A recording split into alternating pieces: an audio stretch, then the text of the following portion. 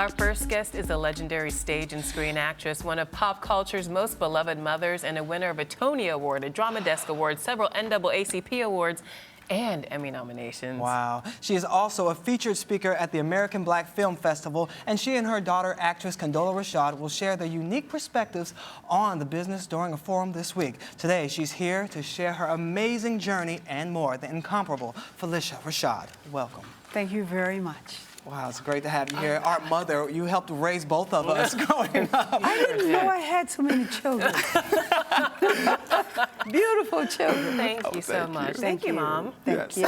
Your actual biological daughter is Condola Rashad, and you'll be Yes. having a discussion later this week about your unique journeys in the world of acting.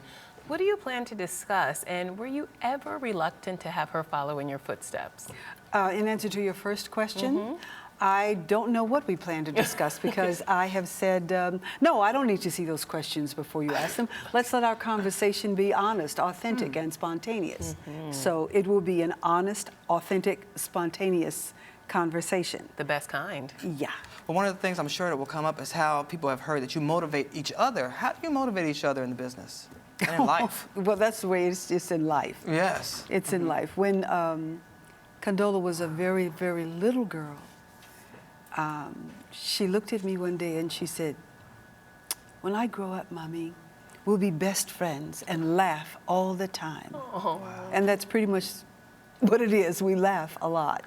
That's every mother's dream. That is every We mother's do. dream. We laugh a lot. Does it ever get competitive? I mean, you have the Redgrave family, which is amazingly functional, and then you have Liza Minnelli and her mother, Judy Garland, not so functional. Oh, really? Oh, well, listen, she grew up like a child, like any normal child, okay? She went to school, she participated in all the activities.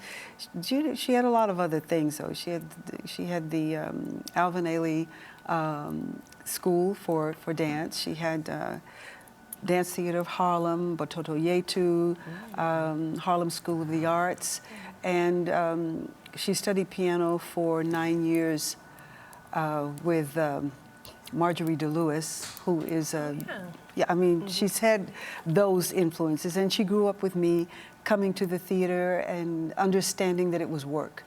She watched me work, and she watched me work with other professionals who accepted her from the time that she was very young, so she felt very comfortable in that area. But the thing that impressed me most about Condola is that from the age of 3, she asked for instruction. Really? Wow. What were some of the instructions or advice you've given her over the years, especially about this hard industry? Oh, I don't talk to her too much about this. Really? She didn't want to hear that from me. There comes a time when your children don't want to hear what you have to say. Really? They really don't know. After you have gone through washing of the face, cleaning of the ears, making of the bed, doing the laundry, let's keep this bathroom straight. No, that animal's not going to sleep with you. They really don't want to hear very much of what you have to say on the other end. So you learn to sit and be quiet and be patient and wait for them to ask. And when she finished her college years at the California Institute of the Arts, she came home and she said, "Mommy, you don't make any phone calls for me. I'm going to do this for myself." Really? Wow. So she didn't want nepotism to play a role at all? No, she's her mother's child. Well, how did that make you feel that she had such, pride in herself that she could do it on her own? I thought I had taught her the most important thing when she said that. I thought she had learned the most important thing. You taught us so many things as Claire Huxtable, one of the most iconic television mothers in pop culture history. Did you have any idea that that role would be so career-defining and be so significant to so many millions of viewers? No, I didn't. I knew that I was having a great time. Yeah. I knew that I was very happy to be cast in it because I was going to be working with the master of all times. That was what I knew. I knew that it was a joy to go to work every day and I couldn't get there fast enough. And I knew that Keisha and Malcolm and Lisa and Tempest and Sandra, I knew these were good friends. And that's what I knew. That's all I knew. Well, what do you think it was about Claire Huxtable that made her so beloved for so many years? I think it's the fact that her husband celebrated her intelligence and her enthusiasm for life. I think that was it. I think that she and her husband had that magic, that spark. And I've seen it in people, so I can understand it. You know, when you see that in a couple, it's magic, and it makes you smile, and you want to be with those people. You want to be around those people, isn't it true? It's true. And they make you happy. They make you infectious. happy. It's infectious, you know. And that's what made her so likable, because her husband treasured her, celebrated her. Black love. All Yeah. right. Love Remember that has moment? no color. Love has no color.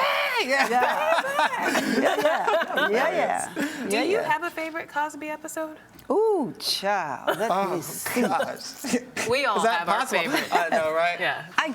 Anytime that I think I do, I'll be flipping channels, and there'll be an episode that maybe I'd forgotten about. And I think, oh yeah, I remember that. Oh yeah, that was a lot of fun. Truth be told, I have a few episodes that I really enjoy. Okay, mine is when you broke your ankle, when Claire broke her ankle, and she was so fabulous with that cane and that leg Oh, you brace. like that? I love that. She whipped it out, and she was not going to let an injury get in the way of fashion. I love that episode. You know that was based on truth. Really? Yes, Mrs. Cosby had injured her ankle, and she had and they always had smooth contests for real. And she was smooth. She was smooth. How many of the stories came from real life situations? I'll tell you the truth. I think that's what people liked most about it, is they could see themselves in it, because he was drawing from things that really happened, if not to him, to other people. He would always say, the audience is intelligent, the audience is not stupid. So he would never allow writers to write those bump jokes. Yeah. And his first instruction to us, when we were taping the pilot, he said, don't try to be funny, just tell the story. Wow. And he was right. Yeah, he was right. That was great advice. What was he like to work with on a daily Oh, man. Now, let's see. Uh-oh. basis? Which story do I give? No, I'm going to tell you what it was like. It was like, all right, you're working with the most intelligent person on the planet. He's very discerning. He sees everything around him all the time. And he's generous to a fault. Always lifting everybody around him up. You're going to have the best time. You're going to be treated with respect in ways that you cannot imagine, and fed it. And you're going to work hard. And you're going to love it. Wow. That's what it was like. Wow. It seems like you really share a love for each other when you speak about him. I treasure my time with Mr. Cosby. I really do. That was life's great gift to me. Now, in the past, you've talked about how influential the Cosby Show was in helping shape the world's attitudes and perceptions of the Black family. Can you talk to us more about that? And not just the Black family, the American modern family also. Let's take it a step further. Let's tell the truth. Okay. Let's tell the truth and say that the Cosby Show was the best PR this nation has ever had. Wow. That's a powerful statement. That's a very powerful statement, because people all over the world could see themselves in the context of this American family, this very American family. And they felt comfortable and they felt drawn to it. Let's tell the truth about it. We did not look foolish. No. There was not humor at the expense of someone else's dignity.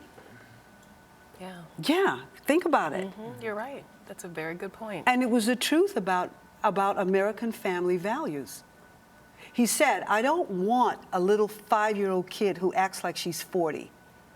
Because if I'd acted like that, I wouldn't have a tooth in my head today. Yeah. Got that right. So he said, I don't want that on this show. I want a 4-year-old who thinks like a 4-year-old, who feels like a 4-year-old, who believes like a 4-year-old believes.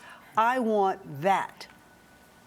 And he said, and I don't want children making fun of their grandparents for being older. That's disrespectful. He was so serious about it.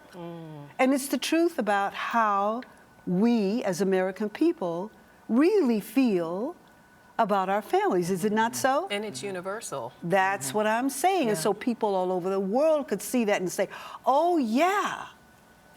You know, not like some other things that will go nameless. I was going to ask you, how do you feel about the state of current television? Is there Very different. Is there a state? Well, it may not be a good one, but there's one. Look. Some of it is good. Some of it is entertaining. But I don't watch a lot of it.